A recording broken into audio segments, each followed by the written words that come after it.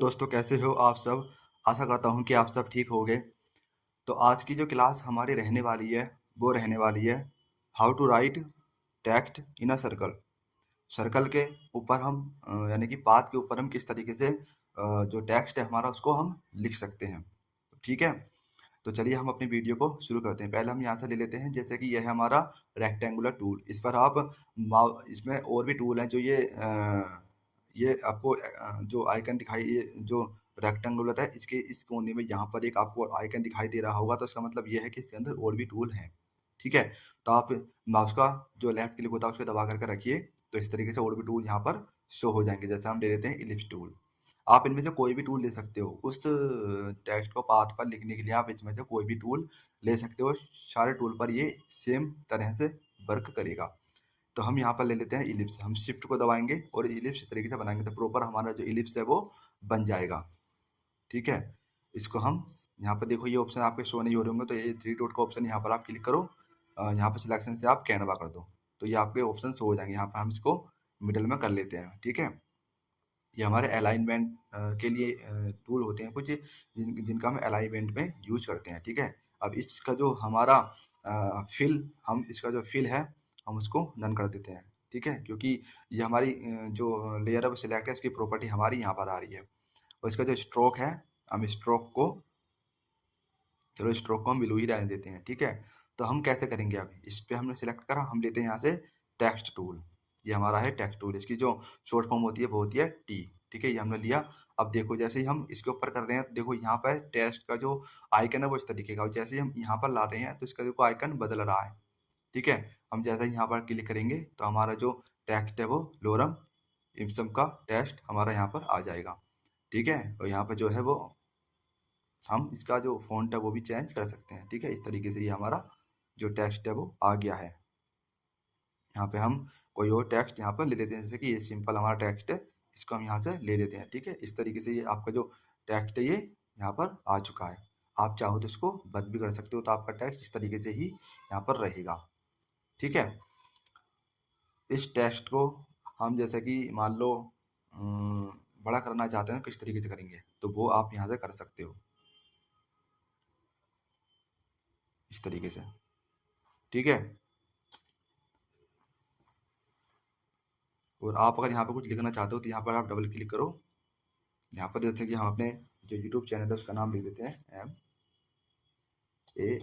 MANISHFX। ठीक है, ये हमने अपने यूट्यूब चैनल का नाम लिख दिया। अब हम इसको अपनी और तरीके से, जैसे कि हम इसके बीच का जो स्पेसिंग है उसको हम बढ़ाना चाहते हैं। ठीक है, तो ये टूल जो है इससे आपकी टेक्स्ट के बीच की स्पेसिंग बढ़ती है। घटाना चाहें तो हम घटा सकते हैं। ठीक है, अब इसी के अंदर जैसे कि हम इस टेक्स्ट को रोटेट करना है तो कैसे करोगे, इस पाथ के ऊपर ही। तो इसके लिए हमारा होता है एक टूल, ये डायरेक्ट सिलेक्शन टूल। इस टूल के अंदर भी दो टूल होते हैं, जैसे कि हम माउस का लेफ्ट क्लिक दबा करके रखेंगे तो होता है डायरेक्ट सिलेक्शन टूल, और ये होता है हमारा पाथ सिलेक्शन टूल। हम इसको लेंगे, यहाँ पर इसका जो आइकन है वो चेंज, देखो ऐसा आइकन है, इसका यहाँ पर पहुँचते इसका आइकन चेंज हो जाएगा। आप अपने तरीके से इसको कहीं भी रोटेट कर सकते हो जैसा आपको उचित लगे। ठीक है,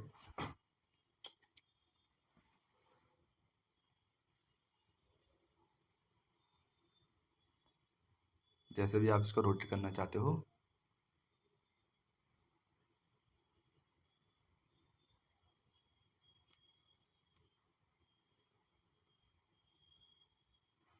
आप इसको रोटेट कर सकते हो। ठीक है, जैसे कि देखो यहाँ पर मैं क्लिक करके इसको रोटेट करूँगा तो ये रोटेट होगा। लेकिन यहाँ पर जो होगा, ये देखो यहाँ पर ये प्लस का आइकन, ये जो आइकन है ना यहाँ पर, देखो जैसे ही मैं इस पर क्लिक करूँगा, इसको घुमाऊंगा, एक और आइकन इसके ही पास में सर्कल टाइप का बन रहा होगा। जैसे ही हम इसके पास में इसको लेकर के जाएंगे इस तरीके से, तो ये सर्कल के अंदर फील होना चालू हो जाएगा। ठीक है, तो हम इसको यहाँ रखते हैं।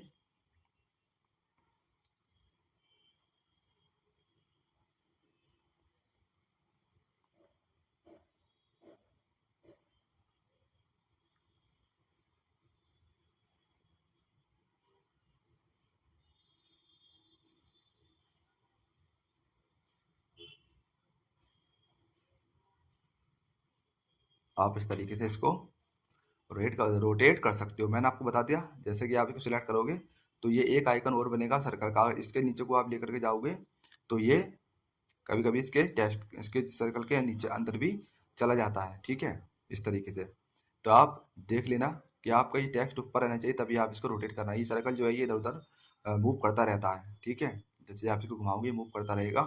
आप अच्छी तरीके से इसको रोटेट करना, ये सर्कल भी अपने आप एडजस्ट होता रहेगा, कभी यहाँ पर आ जाएगा कभी यहाँ पर आ जाएगा, तो इस तरीके से एडजस्ट होता रहेगा। आप अपने तरीके से इसको जो रोटेट है वो टेक्स्ट को कर सकते हो। तो इस तरीके से आप किसी भी पाथ के ऊपर टेक्स्ट लिख सकते हो। इसको आप जैसे कि यहाँ से जो है हाइड भी कर सकते हो, ठीक है। आपका जो पाथ है वो हाइड हो गया है, ठीक है। अब इसको आप चाहें तो यहाँ से बड़ा भी कर सकते हो इस तरीके से, ठीक है। तो आपका जो टेक्स्ट है वो इस तरीके से हमारा दिखाई देने लग जाएगा, ठीक है। आप पाथ के ऊपर टेक्स्ट लिखो और उसको यहाँ से हाइड कर दो, ठीक है। तो आपका पाथ है वो विजिबल नहीं होगा, ठीक है। तो इस तरीके से आप किसी भी शेप के ऊपर आप अपना टेक्स्ट जो है लिख सकते हो, ठीक है। कोई भी पाथ हो, जैसे कि मान लो यहाँ पर हमने इलिप्स टूल लेकर के हमने उसके जो फिल है उसको बंद करा है, उसके जो पाथ हमने छोड़ दिया उसके पाथ के ऊपर हमने इसको लिख दिया। आप चाहो तो ट्रायंगल पे भी लिख सकते हो, पॉलीगन टूल पे भी लिख सकते हो, लाइन टूल पे भी लिख सकते हो, कस्टम शेप अगर आपने लिया है तो वहाँ पे भी आप लिख सकते हो, और रेक्टेंगुलर टूल पे भी आप लिख सकते हो, ठीक है। और आपको अगर मूव करना है तो आपको ये टूल लेना पड़ेगा, जिसका कि